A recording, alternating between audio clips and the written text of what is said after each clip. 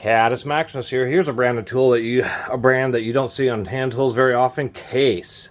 So I don't know if that's just happens to be Case, but it's nowhere. It's not related to Case agricultural equipment or Case heavy equipment, earth moving and material handling equipment.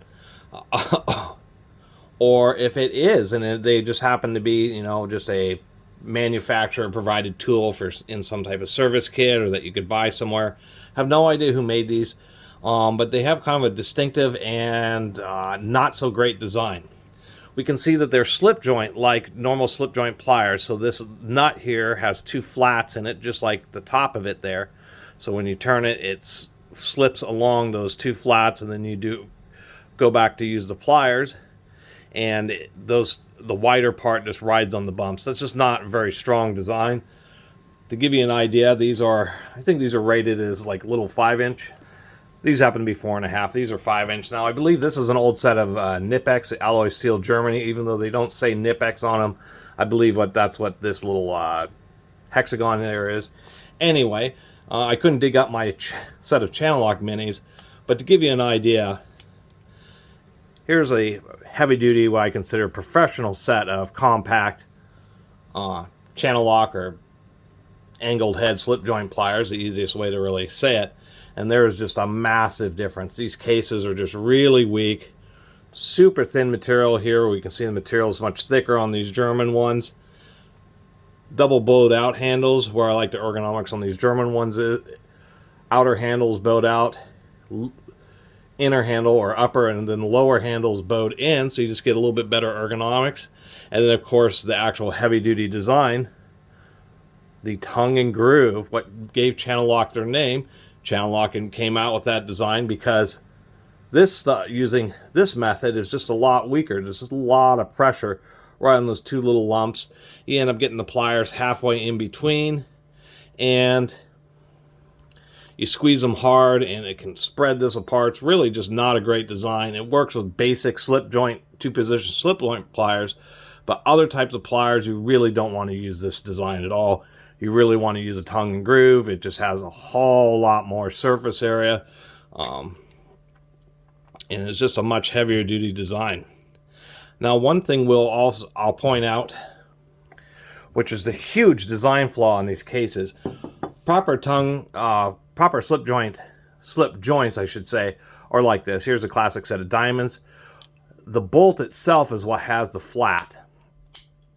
And then one side, this side of the jaw, actually has a specially shaped hole broached into it. That's just the shape of that, where it's a flat, circles around, flat, just like you see right here. And then the nut just retains it. So that way this bolt is always held into the same position. It just happens to be a heavier duty design, and it's less worry about it getting loose. And that's where I really dislike these cases, is because they have this terrible, some really bad cancer, rust cancer there. Horrible design because the two flats are on the nut. And so if you get it in between positions and then you adjust it, what ends up happening is that nut tends to want to rotate. It's just not a great design. I can actually unscrew this thing here. It is a prevailing torque, which means that they've kind of squished the nut a little bit to prevent it from getting loose. But still, it's just...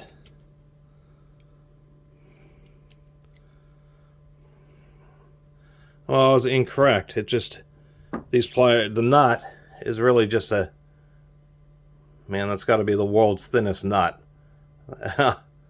Wow, that's absolutely terrible. So I was incorrect. Let me clean this up a little bit.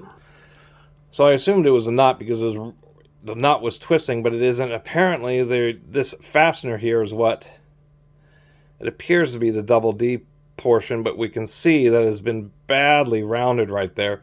Just has barely any grip, especially on a small set of pliers like this.